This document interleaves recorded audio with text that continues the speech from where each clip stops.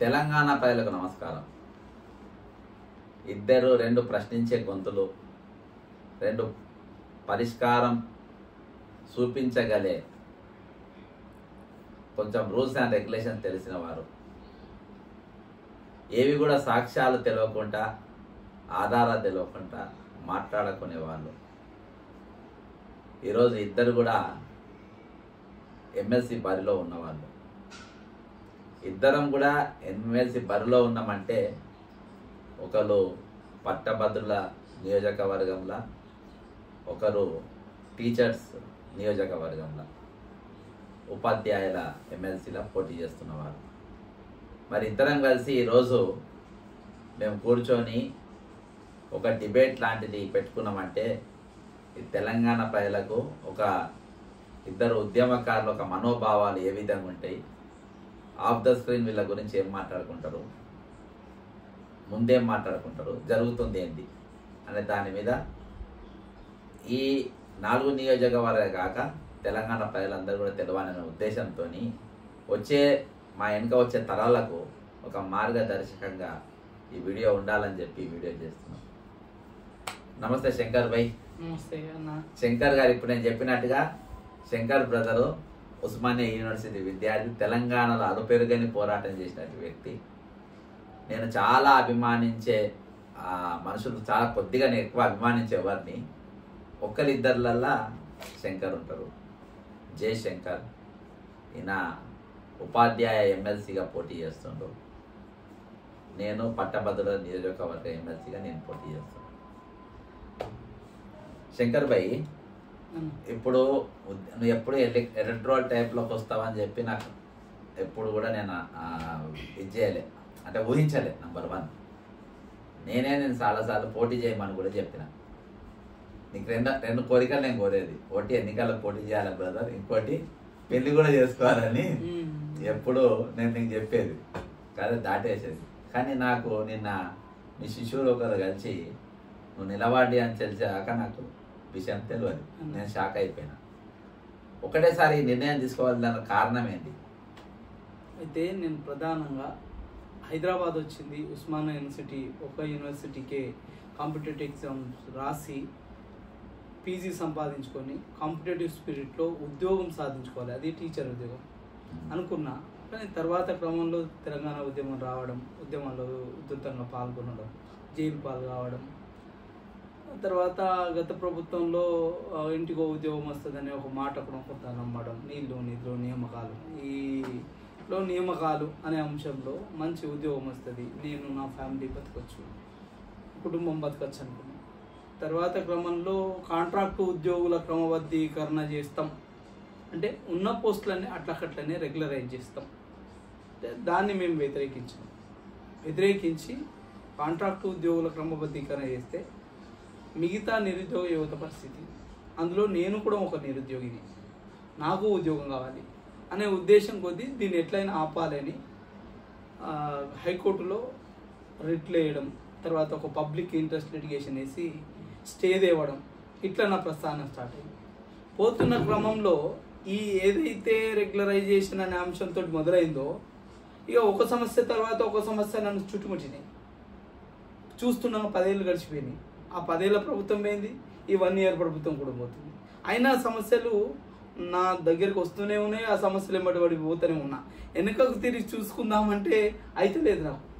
So చాలామంది అంటే విద్యారంగ పరిరక్షణ సమితి, అంటే విద్యారంగ పరిరక్షణ సమితి అంటే ఒకటి కాదు, డిగ్రీ లెక్చరర్లు, జూనియర్ లెక్చరర్లు, పాలిటెక్నిక్ లెక్చరర్లు, గురుకుల టీచర్స్, మోడల్ స్కూల్ టీచర్స్, తర్వాత ఇతరత్ర మొదలైన ఆర్గనైజేషన్స్ అన్నీ ఉండి, నువ్వు ఈ ఎన్నికలలో నేను ప్రధానంగా ఫస్ట్ అనుకున్న గ్రాడ్యుయేట్ ఎమ్మెల్సీ కరీంనగర్కి పోటీ చేద్దాము, అది నా ప్రాంతం కదా, కరీంనగర్ జిల్లా, పాత కరీంనగర్ జిల్లా నా ప్రాంతం కదా, అక్కడ పోటీ చేద్దామనే ఆలోచన ఉండే. అనుకున్న ఏమైంది అంటే వీళ్ళంతా ఉండి అక్కడ ఎందుకు పోతావు, ఇక్కడ కూడా సమస్యలు ఉన్నాయి, ఇందులో విద్యార్థి సమస్యలు ఉన్నాయి, నిరుద్యోగ సమస్యలు ఉన్నాయి, ఇక్కడ పోటీ చేయి, ఇక్కడ పోటీ చేసి నిరూపించుకుందాం. అక్కడ 3.5-4 లక్షల ఓట్లు, ఇక్కడ 26,000 ఓట్లే కదా, ఇక ఒక మంచి చక్కటి అవకాశం వస్తుంది. ఎందుకంటే చదువుకున్న విజ్ఞులు ఆలోచించి తరగతి 4 గోడల మధ్యలో తరగతి 4 గోడల మధ్యలో దేశ భవిష్యత్తును నిర్మాణం చేసే ఉపాధ్యాయులు. కాబట్టి ఇక్కడ కంటెస్ట్ చేయని అన్నారు. తర్వాత కొద్ది సమస్యలను అబ్జర్వేషన్ చేస్తుంటే వాళ్ళ సమస్యలు కూడా బీభత్సంగా ఉన్నాయి. సరే కానైతే వాళ్ళకి కొంత ఎంప్లాయ్మెంట్ ఉండొచ్చు, కానీ వాళ్ళ సమస్యలు కూడా ఈ రాజకీయ నాయకుల చేతుల్లో పడి కొట్టుమిట్టాడుతున్నాయి, త్రిశంకు సర్గంలో ఉన్నట్టున్నాయి. సో దాంతో పాటు నాకేమనిపించిందంటే, అరే మనం ఎక్కువ ఏ స్టేజ్ మీద అడిగినా, మీరు అడిగినా, నేను అడిగినా విద్య, వైద్యం, శాంతి భద్రతలు వీటి గురించే మాట్లాడతాం. కాబట్టి ఇది విద్య ప్రధానమైంది. నేను కూడా ప్రాథమిక స్థాయిలో విద్యను అందించాలి, తరగతి గదిలో బేసిక్ ఇవ్వాలి. హయ్యర్ ఎడ్యుకేషన్కి వచ్చిన కొద్దీ ఒక విద్యార్థి పడిపోవద్దు, నిలబడాలి. ఇప్పుడు మనది పడిపోయే విద్యా వ్యవస్థ, విలువలు లేని విద్యా వ్యవస్థ, పతనమవుతున్న విద్యా వ్యవస్థ. దీన్ని ఎందుకు బలవత్తరంగా తయారు చేయకూడదు అనే ఒక ఆలోచన కలిగింది. తర్వాత మొన్న రీసెంట్గా ఒక పేపర్, ఈనాడు పేపర్లో ఒక స్టేట్మెంట్ వచ్చింది. గడిచిన 10 ఏళ్లలో 8 లక్షల విద్యార్థులు డ్రాప్ అవుట్స్ అయ్యారు, బడికి దూరమైండు. ఎందుకు అయ్యిండ్రు అనే ఒక ఆలోచన కలిగింది. సో విద్యా వ్యవస్థలో ప్రభుత్వాలు మంచుకుంటే ఈ డ్రాప్ అవుట్ పెరగదు కదా. కాబట్టి దీన్ని పెంచే ప్రయత్నం చేయాలి. టీచర్లకు ఒకప్పటి గుర్తింపును తీసుకురావాలి. టీచర్లు అంటే గతంలో కొంతమంది అడదిడ్డంగా మాట్లాడారు, బాధ అనిపించింది. ఎందుకంటే మాకు విద్య నేర్పిన గురువులు కదా, బాధ అనిపించింది చాలా మటుకు మాట్లాడినప్పుడు. ఇక నేను నా ఆలోచన దృక్పథాన్ని మార్చుకొని, సరే మీరందరూ ఉన్నారు కదా, సో మీ అందరి కోరిక మేరకు విద్యారంగ పరిరక్షణ సమితి నా వెంబట నిలబడ్డది. అందులో మీ వివిధ రకాల సంఘాలు ఉన్నాయి. సో ఇంత బలగం ఉన్నప్పుడు నేను ఎందుకు వెనుకకు రావాలి? అయినా నేను మొదటిగా వాళ్ళకి చెప్పేది ఏంటంటే, ఇది ఉపాధ్యాయుల పోస్టు. ఎప్పుడు కానీ ఉపాధ్యాయులే పోటీ చేస్తారు, వేరే వాళ్ళు పోటీ చేయరు. ఇది ఉపాధ్యాయుల పోస్టు, నా పోస్టు కాదు. నాకు ఇచ్చే ఒక అవకాశం, ఒకవేళ ఉపాధ్యాయేతరుణ్ణి ఇస్తే నాకు ఇచ్చే గొప్ప అవకాశం, ఒక గురువు శిష్యునికి ఇచ్చే అవకాశం అని భావిస్తున్నా. అది నాదని ఎప్పుడు నేను భావించట్లే. వాళ్ళ పోస్టు, వాళ్ళ సమస్యలు నా ముంగట పెడితే ఆ 6 ఏళ్ల కాలానికి వాళ్ళ సమస్యను తీర్చడానికే నేనున్నా, అంతే తప్ప కానీ నా పోస్టు కాదు. కాబట్టి వాళ్ళకు కావాల్సినంత నేను సేవను ఇవ్వడానికి ఒక అవకాశం దొరుకుతుంది, సర్వీస్ ఇవ్వడానికి. నేను ఎప్పుడు అది రాజకీయం కాదనుకుంటున్నా, ఒక సర్వీస్ అనుకుంటున్నా, అంతే సర్వీస్ అనుకుంటున్నా. ఎందుకంటే 6 ఏళ్ల కాలానికి వాళ్ళు మనకిచ్చి మనల్ని మనం ప్రూవ్ చేసుకోవడానికి ఇచ్చే ఒక అవకాశం, అంతే తప్ప కొంతమంది మాజా తాజీలు ఉన్నారు. ఎవ్వరు కానీ వాళ్ళ అవకాశాల కోసం, వాళ్ళ అవసరాల కోసం, వాళ్ళ సంఘాల అవసరాల, రాజకీయ అవసరాల కోసం పనిచేస్తున్నారు. ఒక్క ఎమ్మెల్సీ అన్న ఇప్పటి వరకు ఒక్క స్కూల్కి వెళ్ళి ఒక్క భోజనం చేసింది లేదు. ఇలా టీచర్లతోటి కూర్చుండి కానీ, పిల్లలతోటి కూర్చుండి కానీ ఒక్కరన్నా భోజనం చేయాలి ఇవ్వాలా? మరి స్కూల్ ఎడ్యుకేషన్లో నాణ్యత ప్రమాణమైన తిండి దొరకాలంటే ఎట్లా దొరుకుతుంది? పర్యవేక్షణ లేనాడు ఎట్లా దొరుకుతుంది? ఒక్క విజిటింగ్ ఉండదు. ఇలా మనం చూసుకుంటే ఈ స్కూళ్ళు ఎందుకు మూతపడ్డాయి? రేషనలైజేషన్ పేరట 12,000 స్కూళ్ళు మూతపడ్డాయి గడిచిన 10 ఏళ్లలో. 12,000 స్కూళ్ళల్లో ఎంత ఎంప్లాయ్మెంట్ పోయి ఉంటుంది? ఒక్కనాడు ప్రశ్నించలే. గతంలో పనిచేసిన వీళ్ళు ఎవరైతే అనుకుంటుర్రో, మా ఉపాధ్యాయ సంఘ నేతలకి వెళ్ళిపోయినా మా బాధలు తెలిసిన ఎమ్మెల్సీలు అనుకుంటుర్రో, మరి ఇవెందుకు మూతపడ్డాయి అనేది వాళ్ళు ప్రశ్నించలేదు, వాళ్ళని వీళ్ళు ప్రశ్నించలేదు. కాబట్టి ప్రశ్నించడానికి ఒక గొంతు కావాలి మనకు. నేను విద్యార్థి సంఘ నాయకుడు ఇక్కడ ఆపుతున్నా.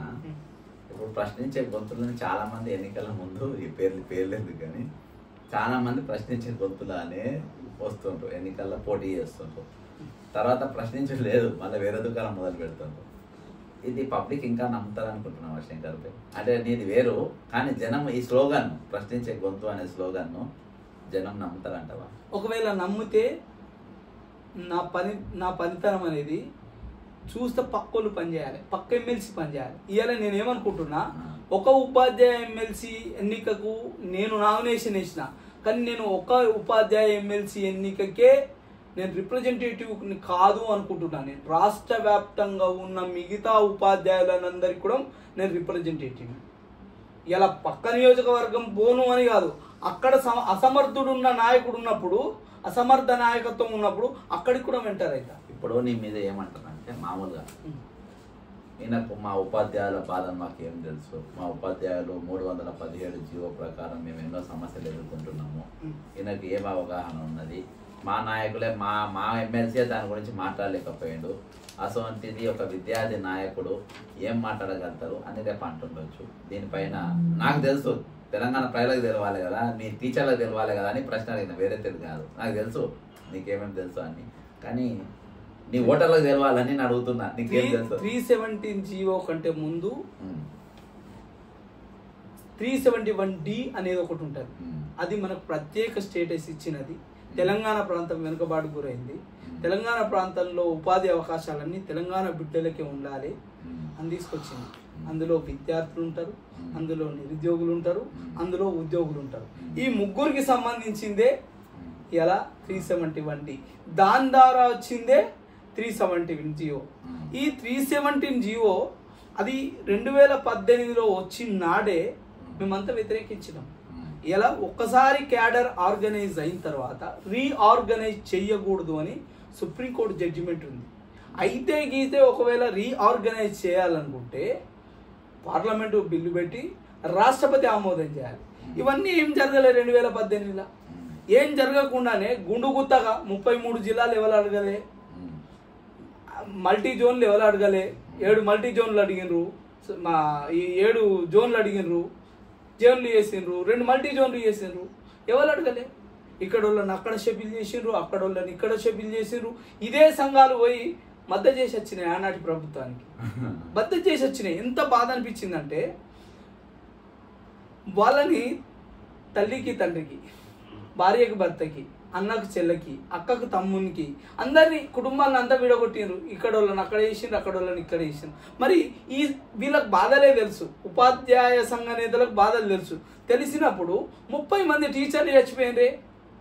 30 మంది టీచర్లు చచ్చిపోతే ఇలా ఒక్క సంఘ నాయకుడు నోరు మెదపలే. ఆ తాజా తెరవలే, ఈ మాజీ తెరవలే, ఎవ్వరు తెరవలే. మరి కానైతే వాళ్ళందరూ ఉపాధ్యాయ వృత్తికి రాజీనామా చేసి వచ్చిన వాళ్ళే. వల్ల వీళ్ళకి ఎవ్వరికి తెలియదు. కానీ నా దగ్గరికి వస్తాయి, నా రూమ్ ముంగట నా మిత్రుడు ఉంటాడు, మిత్రుని వాళ్ళ భార్య స్కూల్ అసిస్టెంట్, నా భార్యను తీసి ఇంకో ఏరియాలో వేస్తుండ్రు, తను పోయి ఇంకొక దగ్గర జూనియర్ అవుతుంది, ఇక్కడ సీనియరు అనని ఆ ఒక్కరు 10 మంది వచ్చిండ్రు.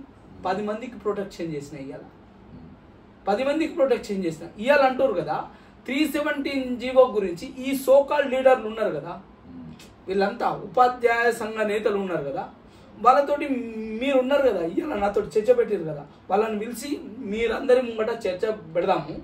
వాళ్ళకి 371D అంటే ఏంది, 317 జీవో అంటే ఏంది చర్చ పెడదాం. ఇలా చర్చ పెడదాం. అదే 371Dని ఇలా ఈ ముగ్గురికి సంబంధించిన ఆ ప్రెసిడెన్షియల్ ఆర్డర్ని ఇలా నేను సవాల్ చేసిన కదా.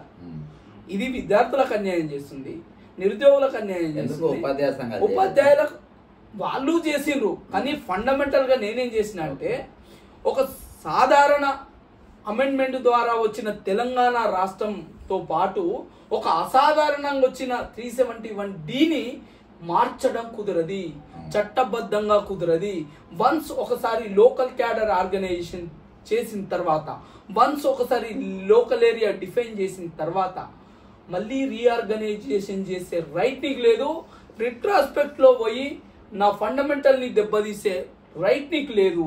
నేను ఒకపడి ఉమ్మడి కరీంనగర్ జిల్లాకంత ఎలిజిబుల్, అది నాకు అట్లనే ఉండాలి అనే ఉద్దేశంతో WP నెంబర్ 9050/2023 ద్వారా ఇలా నేను రిట్ వేసిన ఆ రిటు బరాబరి గెలుస్తాం. మనము ఫండమెంటల్ ని సవాల్ చేసిన, ఉద్యోగులు చేయలేని పని ఇలా నేను చేసిన ఉంది. మొన్న 11 తారీఖు నాడు వాయిదా పడ్డది. ఇప్పుడు తెలంగాణ కాంగ్రెస్ ప్రభుత్వం అధికారంలోకి వచ్చిన తర్వాత ఈ 317 జీవో మీద ఒక కమిటీ కూడా వేసినట్టున్నారు. కాలయాపన కమిటీ నేను గతంలో మీతోటి కూడా ఒక చర్చలో చెప్పినట్టున్నా. ఇలా చెట్టుకు రోగం వస్తే చెట్టు మొదలకు మందులు వేయాలి, కానీ చెట్టు కొనలకు మందులు వేస్తుంది. చెట్టు కొనలకు మందులు వేస్తే ఎట్లా బతుకుతుంది? బతకది కదా. ఫండమెంటల్గా రీఆర్గనైజేషన్ అనేది తప్పు. ఇప్పుడు ఏమైంది? అది 317 కమిటీ కాలయాపన అవుతుంది. కలిసిన వాళ్ళను కలిసి ఏం లాభం? ప్రభుత్వంలో ఉన్న పెద్దలు వాళ్ళు ఏమనుకుంటారు చేస్తారు అంతే తప్ప మనము ఆయుధాలు ఇచ్చి కంప్లైంట్లు చేసి సాధించేది ఏం లేదు. అందుకనే కోర్టును అప్రోచ్ అయినా. వీళ్ళు ఏలేని పని కోర్టు చేస్తుందని కోర్టును అప్రోచ్ అయినా. మరి వీళ్ళ బాధలు నాకేం తెలుసు అంటే, నేను వీళ్ళ బాధలు వీళ్ళకే తెలుసు. ఇలా ఉపాధ్యాయుని బాధలు ఉపాధ్యాయునికి తెలుసు. ఇది 223 జీవో, ఇది 302 జీవో. ఈ జీవోలో ఒక స్కూల్ అసిస్టెంట్కి జూనియర్ లెక్చరర్గా ప్రమోషన్ ఉండే. ఆ ప్రమోషన్ని తీసేస్తూ ఈ జీవో పట్టుకొచ్చింది. మరి ఈ జీవో 2008లో వచ్చింది. శాసనసభ పునర్నిర్మాణం జరిగింది 2007లో. మరి మీరు వచ్చినాకనే వచ్చింది కదా. నువ్వు టీచర్వే కదా. మరి నీ తోటి టీచర్కి స్కూల్ అసిస్టెంట్ నుండి లెక్చరర్గా ప్రమోషన్ ఎందుకు లేదు? ఉండాలే కదా. మరి ఇన్ని రోజులు ఏం చేసిండ్రు మీరు? టీచర్ల బాధలు తెలుసు కదా, మీకు బాధలు తెలుసు కదా. మరి ఈ 20 ఏళ్ళుగా గడిచిన 20 ఏళ్ళుగా వీటి ప్లేస్లో కాంట్రాక్టర్లని నింపి రెగ్యులరైజ్ చేసిండ్రు వాళ్ళ పోస్టులు రాకుండా. నిరుద్యోగులకు అటు ఉద్యోగులకి ఇబ్బంది పెట్టడానికి చేసిన పని ఇది. సరే, మరి పోనీ భారతదేశంలో ఒక 2 రాష్ట్రాలు, ఆనాటి ఉమ్మడి ఆంధ్రప్రదేశ్, తమిళనాడు రాష్ట్రంలో ఇంటర్మీడియట్ బోర్డు వేరు. దేశం మొత్తం స్కూల్ ఎడ్యుకేషన్లో భాగం ఇంటర్మీడియట్ 10+2 అనేది స్కూల్ ఎడ్యుకేషన్లో భాగం. స్కూల్ ఎడ్యుకేషన్లో భాగం అయినప్పుడు స్కూల్ ఎడ్యుకేషన్లో ఉన్న ఒక స్కూల్ అసిస్టెంట్కి లెక్చరర్ ప్రమోషన్ ఎందుకు ఉండదు? ఇప్పుడు ఇదేమో ఎన్సిటి గైడ్లైన్స్, 2014 ఎన్సిటి గైడ్లైన్స్. ఇలా ట్రైనింగ్ ఇచ్చేటప్పుడు 10+2కు ఒక టీచర్ ఏమానికి వస్తాడని ఇస్తాడు. ఒక టీచర్కి ఎలిజిబిలిటీ ఉంది 10+2 అంటాడు. ఇక్కడ 10+2 అనేది ఒక టీచర్కి ఉంది. మరి అదే టీచర్కి ఎందుకు ప్రమోషన్ ఉండదు? ఈ నాయకులు ఎందుకు ప్రశ్నించలేకపోయారు? నేను అడుగుతున్నా. ఇయ్యాల నీకు టీచర్ బాధ తెలుసు కదా. టీచర్ బాధలు తెలిసినప్పుడు నువ్వు ఎందుకు ఒక టీచర్ ప్రమోషన్ లేకపోతే, 20 ఏళ్ళుగా ప్రమోషన్ రాకపోతే ఎందుకు కొట్లాడలేదు? 6 ఏళ్ళు అప్పనంగా ఎమ్మెల్సీ పదవి అనుభవించినావు కదా. నీ దగ్గర సమర్థవంతమైన నాయకుడే కదా. నీ కడుపులో బాధ తెలుసు కదా. 317 జీవో వచ్చి 30 మంది టీచర్లు చనిపోయినాడు, ఎన్నడూ కనిపించలే, ఎన్నడూ నోరు మతికిపోలే. 371ని కొత్త ప్రెసిడెన్షియల్ ఆర్డర్ని తీసుకొచ్చేటప్పటికి నువ్వు దానికి గవర్నమెంట్ పక్క నుండి మద్దతు చేసినావు కదా. మరి మద్దతు చేసినా నిన్ను ఎందుకు నమ్మాలి? ఎట్లా నమ్మాలి? నీ కడుపు బాధలు తెలిస్తే. సరే, ఇది విడిచిపెడదాం. ఇవాళ రోగమో నొప్పి వస్తుంది. ఒక ఉపాధ్యాయుడికి రోగమో నొప్పి వస్తుంది. లేదు వాళ్ళ ఇంట్లో పిల్లలకో లేకపోతే భార్యకో ఇంకోలకో ఏదైనా ఇబ్బంది అవుతుంది. అందరికీ ఉండదు, కొంతమందికి ప్రాబ్లం వస్తుంది. ఏడికోయి వైద్యం చేసుకోవాలి. కార్పొరేట్ హాస్పిటల్లో ఎక్కడ కానీ ఈహెచ్ఎస్ కార్డు అప్లికేబుల్ అవుతలేదు, తీసుకుంటలేరు. మరి లక్షల రూపాయలు పోసి ఇలా టీచర్లు వైద్యం చేసుకుంటారు. అదే నీకు పోలీస్ డిపార్ట్మెంట్లో కార్పొరేట్ స్థాయి వైద్యం అందుతుంది. వాళ్ళు ఎక్కడికైనా వాళ్ళకు అందుతుంది. అంటే సహచర డిపార్ట్మెంట్లో ఉన్న ఒక ఉద్యోగికి ఇలా వైద్యం అందుతుంది ఈహెచ్ఎస్ కార్డు కింద. నీ డిపార్ట్మెంట్లో ఉన్న నీ కడుపు బాధ తెలిసిన ఒక ఉపాధ్యాయునికి మాత్రం ఈహెచ్ఎస్ అందది. రియంబర్స్మెంట్ పెట్టుకోవాలి. 10 ఏళ్ళ తర్వాత ఇస్తే 10 ఏళ్ళ తర్వాత పైసలు తీసుకోవాలి. అది మళ్ళీ సగం ఇస్తాడా తెలియదు, 25% ఇస్తాడా తెలియదు, ఎంత ఇస్తాడో తెలియదు, దానికి ఎంత కమిషన్ కూడా తెలియదు. టీచర్ బాధ తెలిసిన టీచరే. ఇంకో విషయానికి వస్తా నేను. ఇలా ఏదైతే 2003 కంటే ముందు జాయిన్ అయ్యి ఒక ఉపాధ్యాయునిగా రిజైన్ చేస్తే నీకు పెన్షన్ వస్తుంది. 2003 తర్వాత నువ్వు ఎమ్మెల్సీ అయితే ఎన్నిసార్లు అయితే అన్నిసార్లు పెన్షన్ వస్తుంది. మరి నీ టీచర్ బాధ తెలుసు కదా. మరి సహచర ఉపాధ్యాయునికి పెన్షన్ లేకపోతే ఎందుకో ఎన్నడూ నోరు మెదుపవు, ఎన్నడూ కౌన్సిల్లో పోయి కొట్లాడవు, ఎన్నడూ కొట్లాడవు. గదంటే ఎందుకన్నా గిడ పాలిటెక్నిక్ కళాశాలల్లో 14 కాలేజీలు ఇచ్చిర్రు 14 సంవత్సరాల కింద. ఒక్క టీచర్ లేడు, ఒక్క శాంక్షన్ పోస్ట్ లేదు, ఒక్క టీచర్ లేదు. లీవ్ ఎన్కాష్మెంట్ అనేది ఉంటుంది. వీళ్ళకున్న లీవ్లని గవర్నమెంట్కి అప్ప చెప్తే డబ్బులు ఇవ్వాలి. గడిచిన 3-4 ఏళ్ల నుంచి ఎన్కాష్మెంట్ లేదు, ఇప్పటి వరకు ఎన్కాష్మెంట్ లేదు. ఇలా పిఆర్సి ప్రతి 5 సంవత్సరాలకు ఒకసారి పిఆర్సి ఇస్తారు. ప్రతి అంశం ప్రతిది ల్యాబ్సే. 2015 ఇవ్వాల్సింది 18 ఇస్తారు, 18లో ఇవ్వాల్సింది మళ్ళీ 20 ఇవ్వాల్సింది మళ్ళీ ఇంకో 2 ఏళ్ళు గ్యాప్ ల్యాబ్స్ ఇస్తారు. ఇప్పుడు ప్రెసిడెన్షియల్ ఆర్డర్ సరే 2015 ఇవ్వాల్సింది 2018 ఇచ్చినావు, 2018 నుంచి మళ్ళీ 2021 వరకు ల్యాబ్సే కదా. 2021 వరకు 2020 అయితే ల్యాబ్స్ చేసినారు. ఏవి మరి ఆ గ్యాప్ నేడే నింపినావు, ఎట్లా నింపినావు? ప్రతిసారి ఎత్తేసుడే కదా. అది 2021 దంట రిటైర్మెంట్ నాడు కల్పిస్తాడంట. ఇప్పుడు ఆకలి అవుతుంది, ఇప్పుడు పానం పోతుంది, ఇప్పుడు మంచినీళ్ళ పోస్తే బతుకుతాడంటే ఇప్పుడు మంచినీళ్ళు పోయరు, చచ్చిపోయే ముందు చచ్చిపోయినాక అమృతం పోస్తారు. అంటే ఈ రాజకీయ నాయకుల స్ట్రాటజీ అట్లుంది. ఇలా 4 డిఏలు, ఇప్పుడు 5వ డిఏ, 4 డిఏలు. నిన్న కాక మొన్న ఫైళ్ళన్నీ సంకల పెట్టుకొని ఉరికిండ్రు. రమ్మనంగానే ఫైళ్ళన్నీ సంకల పెట్టుకొని ఉరికిండ్రు. నేను తెల్లారి ఎందుకో ధర్నాకు పిలిపియాలి. మీరు టీచర్ కడుపు బాధ తెలిసిన వాళ్ళు అయితే, టీచర్ పట్ల మీకు సహృద్భావం ఉంటే మరి డిఏలు ఎందుకో ఇప్పియకపోయినారు? ఒక్క డిఏని 15 సార్లు ఇప్పిస్తా అని చెప్తే హామీకి వెళ్ళొచ్చేది ఎందుకో? తెలుసు కదా నీకు టీచర్ బాధ. ఇవెందో కళాశాలలో ఒక డస్టర్ లేదు, ఆ డస్టర్కి ఏది మన బట్ట కుట్టి డస్టర్ని వాడుకుంటారు. ఇలా ఒక్క నాడన్నా, ఒక్క ఎమ్మెల్సీ నోరన్నా అరే విద్యారంగానికి నిధులు ఎక్కువ కేటాయించిండ్రి, కనీసం ఒక 20% అన్న నిధులు కేటాయించిండ్రి, లేదు 25% అని ఇయ్యండ్రి. జ్ఞానాన్ని ఇస్తే ఇలా బతకడం ఎట్లయినా నేర్చుకోవచ్చు. జ్ఞానం ఇస్తే ప్రశ్నించడం వస్తుందని జ్ఞానం రాకుండా చేస్తుండ్రు ఇప్పుడు రాజకీయ నాయకులు. వీళ్ళకి ఎక్కడ చిత్తశుద్ధి ఉంది? ఇలా పాలిటెక్నిక్ కళాశాలలో ప్రమోషన్స్ లేవు, 4 ఏళ్ళుగా ప్రమోషన్లు లేవు, ఎక్కడ వేసినా అక్కడే గొంగడి ఉంది, మౌలిక వసతులు లేవు, ల్యాబులు లేవు, ల్యాబులలో బోధనేతర సిబ్బంది లేరు, బోధన సిబ్బంది లేరు, బోధనేతర సిబ్బంది లేరు, రెండూ లేవు. ఇలా అదే కాదు, ప్రతి junior college, degree college, polytechnic college, స్కూల్స్లల్లా ఎఫ్ఏసి కింద పనిచేస్తారు ఇన్ఛార్జి ప్రిన్సిపాల్స్ అంతా. In charge principals. ఇదా మన పరిపాలన? ఇదా మన పనితీరు? నీకు టీచర్ బాధ తెలుసు కదా, టీచర్కి పనిభారం పెరుగుతుంది కదా. ఇలా ఇంకా స్కూల్ ఎడ్యుకేషన్లో ఎంత దరిద్రమైన వ్యవస్థ అంటే ఏకోపాధ్యాయ టీచర్ అట. ఏకోపాధ్యాయ టీచర్ ఎందుకు పాఠశాలకి? సబ్జెక్టుకు ఒక టీచర్ ఉంటాడు కదా. ఆ విద్యా విధానం ఎందుకు అమలు చేయకూడదు? ఇయ్యాలా మనమే చెప్పుకున్నాం కదా, చాలా రకాల కమిషన్లు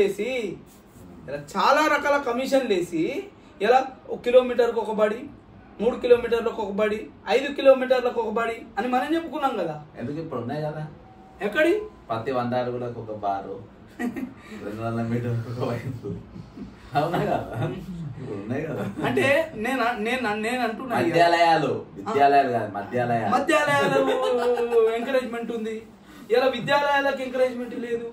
ఇలా విద్యా ప్రమాణాలు పడిపోతుంటే ఒక్కరు అడగరు, స్కూళ్ళు మూతపడుతుంటే ఒక్కరు అడగరు, నియామకాలు చేయకపోతే ఒక్కరు అడగరు, ఒక్కరు కూడా అడగరు. ఇలా నీకేం బాధ తెలుసు? సగటు టీచర్ బాధ నీకేం తెలుసు? ఇలా ఒక్కలకు ఒక్క సర్వీస్ రూల్స్ కానీ, ఒక్క యాక్ట్ కానీ ఇవన్నీ ఏం తెలియదు. తెలిసినా మూగజీవులు లెక్క నోరు మూసుకొని ఉంటారు. ఎందుకంటే వాళ్ళ పనులు కావాలి కదా, వాళ్ళ ఫైరవులు కావాలి, వాళ్ళు రియల్ ఎస్టేట్ చేసుకోవాలి, వాళ్ళు ఎల్ఐసీలు చేసుకోవాలి. సంఘ నాయకులు టీచర్లకు ఆ భావన లేదు, వాళ్ళు కరెక్ట్ డ్యూటీకి పోతారు. వాళ్ళ డిమాండ్స్ ఏమంటే వాళ్ళకి ఎంత దరిద్రమైన పరిస్థితి అంటే సమస్యను వాళ్ళే క్రియేట్ చేస్తుండ్రు. ఆ సమస్యని సాల్వ్ చేయడానికి డబ్బులు తెమ్మంటారు. ఒక్కొక్క సంఘానికి కోట్ల రూపాయలు ఎక్కడికి వెళ్ళి వస్తున్నాయి, ఎట్లా వస్తున్నాయి? అవి ఏం చేసుకుంటుర్రు, ఎందుకు ఖర్చు పెడుతున్నారు? అవి వాళ్ళ సంక్షేమానికి కోసం తీసుకున్న పైసలు వాళ్ళ ప్రయోజనాల కోసం కదా ఖర్చు పెట్టాలి. దేశంలో రాజకీయ పార్టీలు కూడా అన్ని సంఘాలు లేవేమో, అన్ని సంఘాల కంటే ఎక్కువ ఉన్నాయి టీచర్లు, అన్ని సంఘాల కంటే ఎక్కువ ఉన్నాయి. అయితే నేను ఇది ప్రశ్న అడిగడానికి ప్రధానమైన కారణం ఏంటంటే మీ సబ్జెక్ట్ మనం చాలాసార్లు డిస్కస్ చేసినాం, నాకు తెలుసు, కానీ మీ ఓటర్లకు కూడా తెలియాలి కదా. కంపల్సరీ అన్న. ఇంకా కొన్ని విషయాలు ఏంటంటే మోడల్ స్కూల్ ఉన్నాయి, గురుకులాలు ఉన్నాయి. మోడల్ స్కూళ్ళు గురుకులాలల్లా 1 తారీఖు నాడు జీతం రాదు. కేజీబీలు కూడా మోడల్ స్కూళ్ళు, గురుకులాలు, కేజీబీలు, ఆశ్రమ పాఠశాలలు ఇంకా అధ్వానంగా ఉన్నది. కేజీబీలు ఇంకా అధ్వానం ఉన్నది. ఇప్పటి వరకు వాళ్ళకి శాంక్షన్ పోస్టులు లేవు అన్నా, ఇప్పటి వరకు వాళ్ళకి శాంక్షన్ పోస్టులు లేవు. వాళ్ళు పనిచేసే పోస్టులల్లా 1 తారీఖు నాడు జీతం పడది, సమాన పనికి సమాన వేతనం లేదు. అలా కాంట్రాక్టర్ ఇంకా గెస్ట్ లెక్చరర్ అని పెట్టిన దుకాణం, సమాన పనికి సమాన వేతనం లేదు. ఇలా నీవు టీచర్ బాధ తెలుసు కదా. ఎలక్షన్లకు అంటే ముందు నర్సిరెడ్డి అనే ఒక ఎమ్మెల్సీ ధర్నా పెట్టించిండు, వాళ్ళతోటి ధర్నా పెట్టించిండు. సమాన పనికి సమానం నీ 6 ఏళ్ల కాలంలో గుర్తురాలే? ఎందుకు గుర్తురాలే నీకు సమానం? ఇక టీచర్ కమ్యూనిటీ కదా, గొర్రె కషాయాన్ని నమ్మినట్టు నమ్ముతుర్రు. ఏం చేస్తారు? ఇప్పుడు వాటిలో 010 పద్దు కింద ట్రెజరీ కింద జీతాలు మాకు 1 తారీఖు రావాలి అని అడుగుతున్నారు. తప్పేముందల్లా? ఏం తప్పేముంది? నువ్వు ఇచ్చే జీతము 1 తారీఖు నాడు ఇమ్మంటుర్రు. తర్వాత వాళ్ళకు గెజిటెడ్ పెన్ను స్థాయి, ఇప్పుడు ఇక్కడ జూనియర్ లెక్చరర్లకు గెజిటెడ్ పెన్ను ఉన్నట్టు వాళ్ళు నీ ఇంటర్మీడియట్ ఎడ్యుకేషన్ కిందనే, నీ డిగ్రీ ఎడ్యుకేషన్ కిందనే, నీ పాలిటెక్నిక్ ఎడ్యుకేషన్ కిందనే వాళ్ళు అర్హత పొందుతున్నారు వాళ్ళ పాఠశాలలు కానీ మరి ఈడ గెజిటెడ్ ఉన్నప్పుడు ఆడేందుకు ఉండాలి కదా. తర్వాత రెసిడెన్షియల్ స్కూల్స్ ఏవైతే ఉన్నాయో, గురుకులాలు కావచ్చు, మోడల్ స్కూల్ కావచ్చు, ఈ కేజీబీలు కావచ్చు, ఈ ఆశ్రమ పాఠశాలలు కావచ్చు, వీటిలల్లా వార్డెన్లు ఉండరు, వాచ్మెన్ లేరు. వీళ్ళంతా టీచరే బడి ఉడుచుకోవాలి, టీచరే గంట కొట్టుకోవాలి, టీచరే నీళ్లు పెట్టుకోవాలి, టీచరే వార్డెన్ డ్యూటీ చేసుకోవాలి, టీచరే ఎగ్జామ్ ఫీజు కట్టుకోవాలి, టీచరే పాఠం చెప్పుకోవాలి, టీచరే పేపర్ దిద్దుకోవాలి, టీచరే ఇంకా కొన్ని చెప్పకూడదు. పాపం వాళ్ళు గురువులు, ఇలా విద్య నేర్పిన గురువులు ఇలా మార్గదర్శకులు. వాళ్ళ గురించి ఇంకొక మాట అంటే కొద్దిగా బాధ అవుతుంది. ఆ పని కూడా చేపిస్తాయి ఈ దరిద్ర ప్రభుత్వాలు, ఆ పని కూడా చేపిస్తాయి. మరి వాళ్ళని ఆ పనికి చేపిస్తుంటే నీ కోసం ఎన్నుకున్నోళ్ళు, నువ్వు నమ్మినోళ్ళు, నీ కోసం పనిచేస్తున్నోళ్ళు ఎందుకు వాళ్ళ బాధలు తెలుసు కదా, ఎందుకు నువ్వు వాళ్ళ సమస్యలని ఎందుకు ప్రభుత్వాన్ని దృష్టికి తీసుకుపోవడానికి కారణాలు ఏంది? మీ సమర్థవంతమైన మీ పనితనం వల్ల. ఈ టీచర్ ఉపాధ్యాయులు పెద్దల సభనే ఉంటారు కదా, పెద్దల సభ అనేది ఇప్పుడు వాళ్ళకు ఏమైంది అంటే అన్న, ఎమ్మెల్సీ అంటే రాజకీయ పునరావాస కేంద్రం అయిపోయింది. ఎమ్మెల్సీ అంటే 6,000 అయిపోయింది ఇలా, 6,000 అయిపోయింది ఇలా. అలా కూడా ఇన్వెస్ట్మెంట్స్, అది ఆయుధం. 6,000 కాదు, అది అసెంబ్లీలో ఏదన్నా తప్పుడు బిల్లు పాస్ చేస్తే శాసన మండలిలో, కౌన్సిల్లో ఇలా బిల్లు నాపచ్చు. అందుకే నేను పెద్దల సభ, విజ్ఞుల సభ అన్నారు. ఆ సభకు ఏం చేస్తున్నారు? ఛాయ బిస్కెట్లు తాగిస్తున్నా, ఛాయ బిస్కెట్లు తాగి దాని ఏమంటారు బతక నీళ్ళు కొట్టేస్తున్నాము. ఇప్పుడు నేను అన్న సింగం ఉమ్మడి ఆంధ్రప్రదేశ్ ఉన్నప్పుడు సింగం బసవపున్నయ్య, మిస్టర్ రోషయ్య గారు, చాలా మంది పెద్ద పెద్దోళ్ళు ఎమ్మెల్సీగా చేసిండ్రు. వాళ్ళ చర్చ కానీ, వాళ్ళ భాష కానీ, వాళ్ళ స్టైల్ కానీ డిఫరెంట్. మన దగ్గర కేశవరావు కూడా ఉండే, డిఫరెంట్గా ఉండేది. కపిలాబాయ్, దిలీప్ కుమార్ కూడా ఉండేది. కానీ తర్వాత నా స్టేచర్ ఎట్లా పడిపోతుందంటే, కావాలని ఇవన్నీ నా నోటితో చెప్తే బాగుంటుంది, మీరు కూడా చెప్తే బాగుంటుంది, ఆ భాష కానీ ఏ విధంగా ఉంటుంది అని చెప్పిన. ఏదేమైనప్పటికీ కంక్లూడ్ చేద్దాం. ఇంకొక చిన్న విషయం చెప్తా, అందరి గురించి చెప్పిన, ఉద్యోగులందరి గురించి, ఇక ప్రైవేటు ఉపాధ్యాయుల గురించి, ప్రైవేటు లెక్చరర్ల గురించి కూడా చెప్తా. ఇది 1982 యాక్ట్ 1982 ఎడ్యుకేషన్ యాక్ట్ ఉంటుంది. యాక్ట్లో క్లాస్ 7(4) ఉంటుంది. ఆ 7(4) ఏం చెప్తుందంటే గవర్నమెంట్లో జీతం ఎంత ఇస్తారో ప్రైవేటులో అంత జీతం ఇవ్వాలి చెప్తారు. ఇగో ఆ యాక్ట్ ప్రకారమే ఉషశ్రీ అనేట ఆమె ఇలా సవాల్ చేసి సుప్రీంకోర్టుకు పోయి గవర్నమెంట్ జీతాన్ని తెచ్చుకున్నది. మరి వాళ్ళ ఓట్లు తీసుకొని నువ్వు సహా ఉపాధ్యాయునివి, వాళ్ళ ఓట్లు తీసుకొని నువ్వు ఎమ్మెల్సీ అయినావు. మరి ఈమె తెచ్చుకున్నట్టు ఈమె తెచ్చుకోకుండానే ఎందుకు జీతం ఇప్పియలేకపోయినావు? ఇలా ఎందుకు ఇప్పియలేకపోయినావు? ఎలా శంకర్కు అన్ని బాధలు తెలుసు. శంకరు విద్యార్థి నాయకుడు, శంకరు నిరుద్యోగ యువతకు నాయకుడు. ఇలా శంకరు గురువుల బాధలు తెలిసినవాడు. శంకరు అన్ని రకాల సమస్యలను ప్రశ్నించగలుగుతాడు. శంకర్ ఎవరికి భయపడడు. శంకరు దేనికి లాలూచిపడడు. ఇలా శంకర్ వస్తే, శంకర్ గెలిస్తే, ఇవాళ శంకర్ గెలుచుడు కాదు, అది శంకర్ గెలుపు కాదు, మీ గెలుపు. అది ఆ పోస్ట్ మీది ఇవాళ, ఆ పోస్ట్ నాది కాదు. ఇవాళ ఆ పోస్ట్ మీది. నా మీద ఎవరు బాసు లేదు, రాజకీయ పార్టీలు బాసు లేదు, సంఘ నాయకులు బాసు లేదు, నాకు మీరే బాసులు. బీసీనే నేను కూడా. మరి ఇద్దరు బీసీల పేర్లు, అందరు బీసీల పేర్లు అని చెప్పారు. ఒకరిద్దరు బీసీల పేర్లు చెప్పండి ఎమ్మెల్సీలు. ఏమో మరి ఓటేస్తే వాళ్ళకు ఒప్పందం ఏమైనా జరిగి ఉండొచ్చు. నేనేమంటున్నా వాళ్ళకు ఒప్పందం ఏమైనా జరిగింది. నేనేమంటున్నా ఇలా జ్ఞానానికి అజ్ఞానానికి మధ్యలో చర్చ జరుగుతలేదు. ఇక విద్యా వ్యవస్థకు విద్యా అవస్థకు మధ్యలో చర్చ జరుగుతలేదు. ఇలా బీసీకి ఓసీకి మధ్యలో, ఒక బీసీకి రెడ్డికి మధ్యలో గొడవ జరుగుతుంది. ఇలా అసమర్థపు నాయకుడే, ఎక్కడున్నా అసమర్థపు నాయకుడే. ఇలా ఎక్కడున్నా మనం దాన్ని యాక్సెప్ట్ చేయాలి. ఒక అసమర్థపు నాయకుడు కులం పేరటనో లేకపోతే వర్గం పేరటనో పైకి వస్తే ఆ వ్యవస్థ కూలిపోతుంది. దానివల్ల పక్క సమాజం కూడా ప్రమాదం అవుతుంది. ఇలా ఒక సమర్థమైన నాయకుడు గురించి చెప్పాలి కదా నువ్వు చెప్పేటప్పుడు. ఈయన అన్ని రకాలుగా కెపబుల్ కాబట్టి ఈయనను ఎన్నుకోరు అని చెప్పాలి. ఇలా ఏముంది పూల రవీందర్ గారికి? ఆయన పనితనం ఏంది? ఆయన చేసిన రోజులు టిఆర్ఎస్ పార్టీలో కదా సేవ చేసింది. ఇలా ఉద్యోగులకు సేవ చేయాల్సిన ఒక పేరు చెప్పలే, ఇద్దరు పేర్లు చెప్పండి. అదే నువ్వు ముగ్గురు పేర్లు, నీ పేరు కూడా ముగ్గురు బీసీ బిడ్డలే, ముగ్గురికి వేయొచ్చు కదా అని చెప్పొచ్చు కదా. అందుకని నువ్వు ఓసి ఏందని డౌట్ వచ్చింది పొట్టిగిన చూస్తే. మరి నువ్వు ఎందుకు లేవు ఆ సభలా, నీ చెయ్యెందుకు లేపలే, నువ్వు ఓసి ఏమో అనుకుని డౌట్ వచ్చింది నాకు. ఇక వాళ్ళకి ఏమి ఒప్పందాలు? నువ్వైతే బీసీ, వాళ్ళంత పెద్దోళ్ళం. బీసీయా కాదా? నేను బీసీనే. అది నేను బీసీనే, బీసీ సామాజిక వర్గానికి చెందిన. నేను అడుగుతున్నా ఇవాళ బీసీ కానీ అందరు వాడిని అందరు వాడిని. నేను ఓసీలలో ఉన్న విజ్ఞులని గౌరవిస్తా, ఎస్సీ ఎస్టీలలో ఉన్న విజ్ఞులను గౌరవిస్తా, నా బీసీ సామాజిక వర్గంలో ఉన్న విజ్ఞులని గౌరవిస్తా. ఇవెందో నా కులంలో ఉన్న విజ్ఞులైనా గౌరవిస్తా. అసమర్థుడైనోడు నా కులంలో ఉండని, నా ఇంట్లో ఉండని, నా వర్గంలో ఉండని, నా ప్రాంతంలో ఉండని బరాబరి క్వశ్చన్ చేస్తా.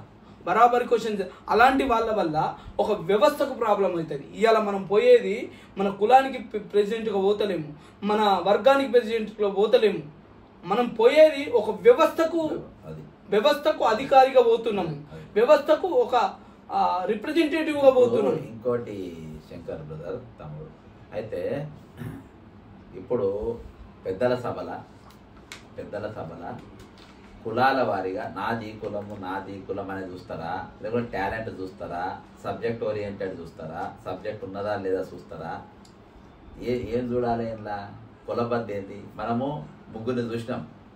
ఒకటి ప్రొఫెసర్ నాగేశ్వరరావు చూసినాం, ఐఐటి రామయ్య గారిని చూసినాం, ఇంకా ఈయనను ఎవరిని మన కపిలవాయి దిలీప్ కుమార్ని చూసినాం. ముగ్గురు సబ్జెక్ట్ ఓరియంటెడ్ ఉంటే వీళ్ళ వాయిస్ను మనం కొంచెం విన్నాం. ఇప్పుడు సబ్జెక్ట్ డిఫరెంట్గా ఉన్నది. ఇవాళ నేను నీతోని ఇప్పుడు మద్దతు ఇస్తున్నట్టు అభ్యర్థులను ఎవరైనా ఒక చర్చకు మనం ఇప్పుడు కూర్చున్న డిబేట్ పెట్టి, ఇది అమెరికా ఎలక్షన్స్ జరుగుతుంది, డిబేట్ పెట్టి ఎవరికి సబ్జెక్ట్ బాగుంటే వాళ్ళకి ఓటేస్తామని చెప్తే బాగుంటుంది. అలా ఫస్ట్ ఓట్ నీకే వస్తుంది. ఏది ఇట్లా డిబేట్ పెట్టి ఇది ఒక్కనాటి నా శ్రమ కాదన్న, ఇది నా 17 ఏళ్ళ నా అనుభవం, నా అనుభవం, నా శ్రమ.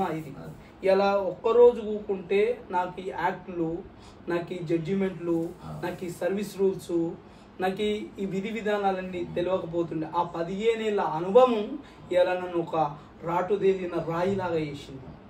అందుకే నేను ఇంత మాట్లాడగలుగుతున్నాను. ఈ ఉద్యోగుల బాధలు తెలిసిన ఒక ఉద్యోగి ఎమ్మెల్సీ అవుతుండు కదా, రమ్మనూరి నా దగ్గరికి. మీరు అన్నట్టు ఒక చర్చ అందరితో పాటు ఆ అభ్యర్థులు అందరూ ఉన్నారు కదా, ఒక చర్చా కార్యక్రమం పెట్టమనూరి. ఇలా నేను వస్తా, వాళ్ళు రమ్మనూరి. ఇలా వాళ్ళ బాధలు ఏం తెలుసు, వాళ్ళ కడుపు బాధలు ఏం తెలుసు, వాళ్ళ ఘోషలు ఏం తెలుసు, వాళ్ళకి ఏం తెలుసు. నేను ఖచ్చితంగా పెట్టేటోని బ్రదర్, నేను ఖచ్చితంగా డిబేట్ పెట్టేటోని. నేను కూడా ఎలక్షన్స్ ఉన్నా కాబట్టి ఆ టైం లేదు, నేను కూడా ప్రచారం ఉన్నా. యాక్చువల్గా ఈ డిబేట్ ఖచ్చితంగా 100% ఆ సాహసం చేసేటోని. అందరికి ఇన్విటేషన్లు పంపి మీరందరూ కూడా ఖచ్చితంగా రావాలని. ఇంకేమైనా చెప్పేది ఉందా? అయితే మా ప్రధాన ఎజెండా ఒకటే. గత ప్రభుత్వం కాంట్రాక్టు ఉద్యోగుల క్రమబద్ధీకరణ చేస్తూ జియో నెంబర్ 16 తీసుకొచ్చింది. ఈ జియో నెంబర్ 16 మాకు విరుద్ధం. ఈ జియో నెంబర్ 16 వల్ల బ్యాక్డోర్ ఎంప్లాయ్మెంట్ అనేది మొదలైంది. ఈ బ్యాక్డోర్ ఎంప్లాయ్మెంట్ వల్ల నాణ్యమైన విద్య విద్యార్థులకు అందది. దీన్ని మేము వ్యతిరేకించిన మేము వద్దు అని గత ప్రభుత్వానికి ఇయ్యని వినతి లేదు, మా చెప్పని నోరు లేదు. మీరు అయితే గీతే 4th క్లాస్ ఎంప్లాయీ గురించి ఆలోచించవచ్చు, కానీ 3rd class, 2nd class, 1st class ఉద్యోగులని అసలు ముట్టకూడదు అని ఒక ఆప్షన్ కూడా ఇచ్చినాం. తర్వాత సుప్రీంకోర్టు ఎన్నో జడ్జిమెంట్లలో చెప్పింది బ్యాక్డోర్ ఎంప్లాయ్మెంట్ని ఎంటర్టైన్ చేయొద్దని. అందుకే మా ఎజెండా అంతా బ్యాక్డోర్ ఎంప్లాయ్మెంట్కి విరుద్ధం, కాంట్రాక్టు ఉద్యోగుల క్రమబద్ధీకరణకు వ్యతిరేకం. అయితే 2023లో మేము ఎంత మొత్తుకున్నా వినలేదు. ఈ జియో నెంబర్ 16 2016లో తీసుకొచ్చి ఎంతమంది ఉంటే అంతమంది చేస్తా అంటే నేను విద్యారంగ పరిరక్షణ సమితి మేమందరం కేసులు వేసి ఆపడం వల్ల అట్లీస్ట్ లాస్ట్కు వచ్చి 5544 పోస్టులను రెగ్యులరైజ్ చేసింది. ఇందులో పాలిటెక్నిక్ కళాశాల లెక్చరర్లు, డిగ్రీ కళాశాల లెక్చరర్లు, జూనియర్ కళాశాల లెక్చరర్లే ఈ 5000లలో 4000 వాళ్ళే. పోనీ మరి వీళ్ళంతా నిష్ణాతులైన చదువుకున్నారా, నిష్ణాతులైన ఉపాధ్యాయులు అంటే అది లేదు.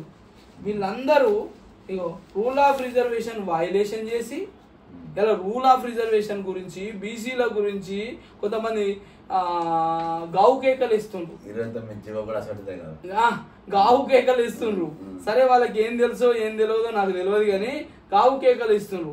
2010 వరకు రూల్ ఆఫ్ రిజర్వేషన్ రోస్టర్ కానీ ఫాలో కాలేదని నాకు ఇచ్చిన అటే కింద ఇచ్చిన ఇన్ఫర్మేషన్. వీటిని రెగ్యులరైజ్ చేస్తున్నాము అంటే ఏ ఒక్క ఉపాధ్యాయ సంఘ నేత గొంతు కానీ, ఏ ఒక్క ఎమ్మెల్సీ గొంతు కానీ ఒక్కనాడు మెదపలేయాలి. ఒక్కనాడు నీ బాధలు తెలుసు కదా, నువ్వు రెగ్యులరైజ్ చేయకుండా ఆపి 223 జీవోని రద్దు చేసి ఇలా స్కూల్ అసిస్టెంట్లకు ప్రమోషన్ ఇప్పిస్తే నీకు ఉపాధ్యాయుల బాధ తెలిసినట్టు. 317 జీవో ద్వారా స్థానికత కోల్పోయిన వాళ్ళకు స్థానికత ఇప్పిస్తే నీకు ఉపాధ్యాయుని బాధ తెలిసినట్టు. ఇలా ఈహెచ్ హాస్పిటలైజ్ అయ్యి కార్పొరేట్ హాస్పిటల్కి వెళ్తే రూపాయి పెట్టకుండా బయటికి వచ్చినప్పుడు నీకు ఉపాధ్యాయుని బాధ తెలుసు. నువ్వు పెన్షన్ తీసుకుంటూ ఉపాధ్యాయునికి పెన్షన్ లేదు, ఉపాధ్యాయునికి లేని పెన్షన్ నాకెందుకు, రాజకీయ నాయకులకు ఎందుకు అని నువ్వు ఒట్టి గొంతెత్తినప్పుడు నీకు ఇలా ఉపాధ్యాయుని బాధ తెలుసు. నిన్న దాకా 5 డిఏలు ఆగితే డిఏల గురించి నువ్వు మాట్లాడితే ఉపాధ్యాయుని బాధ తెలిసినట్టు. పిఆర్సి 5 సంవత్సరాలకు ఒకసారి ఇచ్చే పిఆర్సి ఎలా ల్యాబ్స్ అయి ఉన్నది. అలాంటి పిఆర్సి రాకపోతే ఎందుకు పిఆర్సి ఇవ్వట్లేదు అన్నప్పుడు బాధ తెలిసినట్టు. ఇలా పాఠశాలల్లో, కళాశాలల్లో మౌలిక వసతులు లేకపోతే, టీచర్లు లేకపోతే ఇలా లేరు, వాళ్ళకు పరిభారం అవుతుంది, ఒత్తిడి అవుతుంది అని ప్రశ్నించినప్పుడు నువ్వు బాధలు తెలిసినట్టు. నూతన నియామకాలు జరగక ఉద్యోగులకు ఇబ్బంది అవుతుంది, నూతన నియామకాలు చేపట్టని అని ప్రభుత్వం మీద ఒత్తిడి తెచ్చినప్పుడు నీకు ఉపాధ్యాయుల బాధ తెలుసు. ఏదైతే ల్యాబ్స్ కొన్ని టెక్నికల్ కళాశాలలల్లో ఇంజనీరింగ్ కళాశాలలలో ల్యాబ్స్ లేకపోతే ల్యాబ్స్ కావాలి, ల్యాబ్ అటెండర్లు కావాలి అని అడిగినప్పుడు నీకు ఉపాధ్యాయుని బాధ తెలుసు. ఇలా యూనివర్సిటీలలో నీకు నియామకాలు లేక మూతపడే పరిస్థితి వస్తున్నప్పుడు, యూనివర్సిటీలలో నియామకాలు లేక ఉన్నత విద్య, నాణ్యమైన విద్య అందించలేకపోతున్నాము, యూనివర్సిటీలో మూతపడుతున్నాయి అన్నప్పుడు నీకు ఉపాధ్యాయ బాధలు తెలిసినట్టు. స్కూళ్ళ రేషనలైజేషన్ కింద స్కూళ్ళు మూతపడుతున్నాయి. మనం మారుతున్న పరిస్థితులకు అనుగుణంగా సిలబస్ మార్చాలి, మన మౌలిక వసతులు మార్చాలి అన్నప్పుడు నీకు ఉపాధ్యాయుల బాధలు తెలుసు. ఇక నీకు ఉపాధ్యాయుల బాధలు ఎట్లా తెలుసని నేను అనుకోవాలి, ప్రజలు అనుకోవాలి, ఉపాధ్యాయులు అనుకోవాలి. ఒకవేళ ఇన్ని చెప్పినప్పటికీ ఇన్ని సమస్యలు, ఇవి కొన్నే నేను చెప్పినాయి, ఇవి నేను ప్రజలకు ఉపాధ్యాయులకు చెప్పేటి ఇవి కొన్నే సమస్యలు. ఇలా ప్రభుత్వంలో ఉన్న సమస్యలు అంటే మేనిఫెస్టో పెట్టిన సమస్యలు కాదు. ప్రతి చిన్న సమస్య నుండి పెద్ద సమస్య వరకు సమస్యే. ఈ సమస్యలను గమనించి మీకు సమస్యల పరిష్కారానికి వెళ్ళినప్పుడు ఇలా మీకు ఉపాధ్యాయుల బాధలు తెలిసినట్టు. కానీ ఎన్నికలు వచ్చినాయి అంటే రాజకీయ నాయకులు లెక్క కింటల్ల చికెన్ కొట్టించి, కింటల్ల బువ్వ పెట్టి, కింటల్ల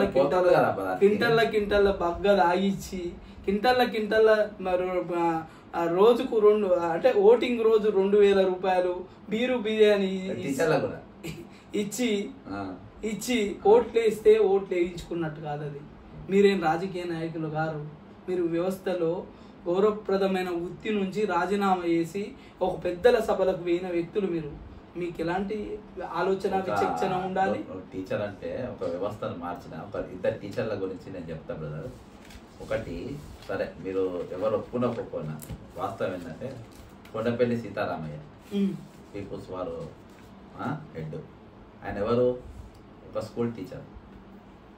వరవరరావు ఇప్పుడు కూడా ఉన్నాయి, ఆయన ఎవరు? ఒక ప్రొఫెసర్. వీళ్ళు వాళ్ళ కుటుంబాలు వదిలేసి ఏవి పట్టించుకోకుండా, సరే ఏ మార్గంలో పోయినా డిఫరెంట్, సొసైటీలో ఒక మార్పు కోరాలనే ఉద్దేశంతో వాళ్ళు ఒక తువ్వ పట్టిండ్రు. సరే ఈ రోజులో అసంటోళ్ళు లేరు, ఇప్పుడు నువ్వు చెప్పినావు కదా చికెన్ మటన్. సరే ఫైనల్గా ఇప్పుడు 26,000 మంది ఓటర్స్ ఉన్నారు. వాళ్ళు అనుకుని నువ్వు ఏం అప్పీల్ చేస్తున్నావు? నేను ఒకటే అప్పీల్ చేస్తున్నా, ఇవాళ విద్యా వ్యవస్థ, నన్ను చదివించిన విద్యా వ్యవస్థ, మిమ్మల్ని నిలబెట్టిన విద్యా వ్యవస్థ బాగుండాలి. అది బాగుండాలంటే మీరు పారదర్శకంగా ఉండాలి, మీరు మార్గదర్శకంగా ఉండాలి.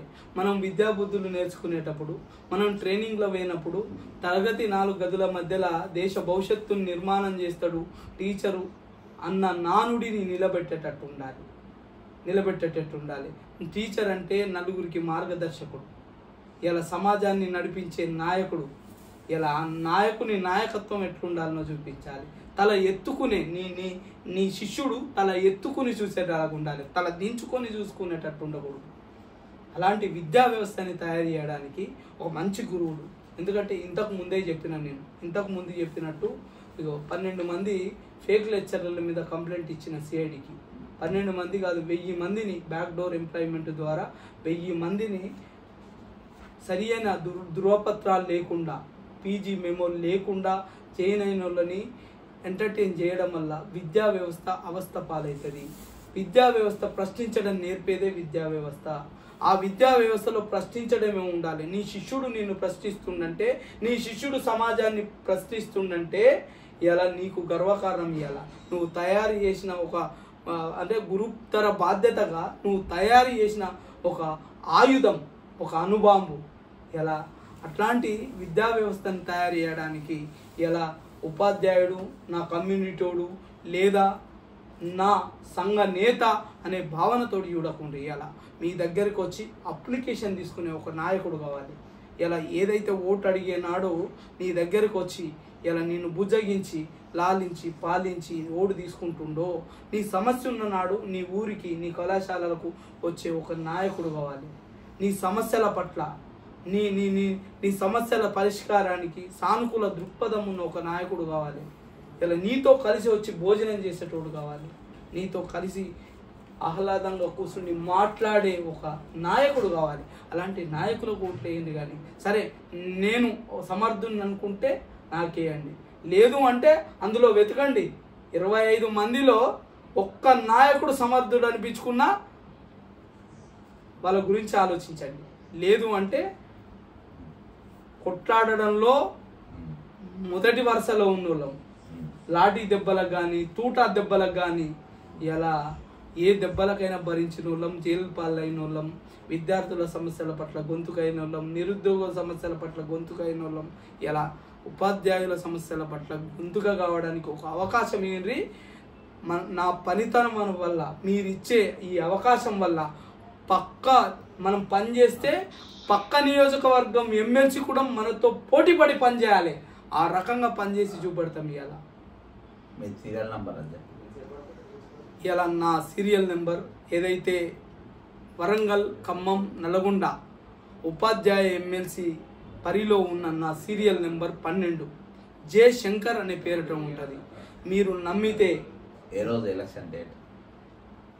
27 తారీఖు నాడు, చివరి రోజు 27 తారీఖు నాడు సైలెంట్ ఓటింగ్. ఒక్కసారి మార్పు అంటే తెలంగాణ ఉద్యమంలో ఎట్లయితే మార్పు చూపించినామో ఒక మంచి కోసం, ఒక వ్యవస్థ కోసం, ఒక బలమైన విద్యా వ్యవస్థని తయారు చేయడానికి కోసం, ఒక విలువలు పెంచే విద్యను తయారు చేయడానికి కోసం సైలెంట్ ఓటింగు వాళ్ళకు కూడా అర్థం కావద్దు. మైండ్ బ్లాక్ అయిపోవాలి. మీరు వేసే ఓటింగుకు మైండ్ బ్లాక్ కావాలని నేను జడ్సన్ అన్న మీడియా ద్వారా మీకు అందరికీ నేను పేరున విజ్ఞప్తి చేస్తున్నా. ఎందుకంటే నా దగ్గర డబ్బులు లేవు, నేను తిరగలేను.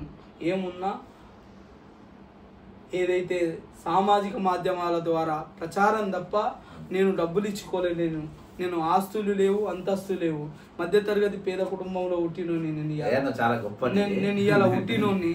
నేను ఒక్క అవకాశం ఇచ్చి చూడండి, మీకు ఒక గౌరవప్రదమైన పరిస్థితి నేను తీసుకురాకపోతే జేబుల రాజీనామా పెట్టుకొని తిరుగుతా. జేబుల రాజీనామా కాగితాన్ని అన్నారు. శంకర్ గారు అవసరం లేదు. తెలంగాణ ప్రజలారా, ఇది మీ అందరు కూడా చెప్పడానికి, శంకర్ భాయ్తో చెప్పడానికి మీ ముందు ఉంచిన ఇవి ఆయన జీవోలు కానీ, డాక్యుమెంట్లు కానీ, యూనివర్సిటీలు కానీ, ఒకటి కాదు అనేకమైన. నేను ఇంతకుముందే మీకు ఇంట్రడక్షన్లో చెప్పినట్టు నేను ఏదైనా కానీ సాక్ష్యం లేకుండా, వర్క్ లేకుండా, జీవోలు లేకుండా మాట్లాడు. ఇలాంటి వాళ్ళు అసలు పెద్దల సభ ఏర్పడ్డదే ఇలాంటి వాళ్ళు ఉన్నని. పెద్దల సభ పోయిందే ఈరోజు వాయిస్ ఉన్న వాళ్ళు, ప్రశ్నించే గొంతుకలు, పరిష్కారం చూసే ఆలోచన ఉన్నోళ్ళు కోసం పెద్దల సభ పెట్టింది. ఈరోజు ఎలాంటి వారు ఉన్నారో మనందరం అర్థం చేసుకోవచ్చు. కాబట్టి ఈరోజు పెద్దల సభకు పంపేటోళ్ళు పెద్ద మనసుతోని ఓట్లు వేయాల్సిన అవసరం కూడా ఉన్నది.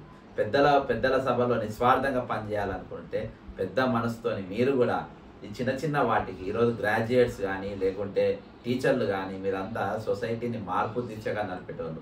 కాబట్టి మీరు కూడా చిన్న వాటి జోలికి పోకుండా, మీ స్టేషన్ను మీరు పడేయకుండా ఈరోజు నిస్వార్థంగా పెద్దల సభకు పెద్ద హృదయంతో, పెద్ద ఆలోచనలు కన్నోళ్లకు ఆయన బ్రదర్ శంకర్ను రేపు 27వ తారీఖున జరగబోయే మరి టీచర్స్ ఎన్నికల్లో మరి బ్రదర్ను ఖచ్చితంగా మీరందరూ 26,000 మంది టీచర్లు ఉన్నారు.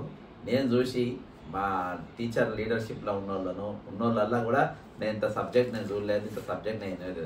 ఇవి కొన్ని మచ్చుతున్నకలు మాత్రమే మేము మీ ముందు పెట్టాము. కాబట్టి పెద్దల సభలో ఇలాంటి వాళ్ళు ఉండాలి, ఎటువంటి చర్చ జరగాలి అని మీరు ఆలోచించినట్టయితే దయచేసి 12వ నంబర్, సీరియల్ నెంబర్ 12 మరి వరంగల్, ఖమ్మం, నల్గొండ, కరీంనగర్, ఈ 3 జిల్లాల టీచర్స్ ఎమ్మెల్సీకి బ్రదర్కు ఓటేసి మీరు గెలిపించాలని కోరుకుంటున్నా. నేను కూడా దాదాపు ఒక 12,000 మంది టీచర్ నేను కలిసి ఉంటా. మీరు ఖమ్మం వాళ్ళని కలిసిన, వరంగల్ వాళ్ళని కలిసిన, నల్గొండ వాళ్ళని కలిసిన. కాబట్టి నాకు పరిచయం ఉన్నోళ్ళు కూడా మీరు బ్రదర్కు ఓటేయాలి. మంచి గలం అర్థం చేసుకోండి. జై తెలంగాణ, అమరవీరులకు జోహార్.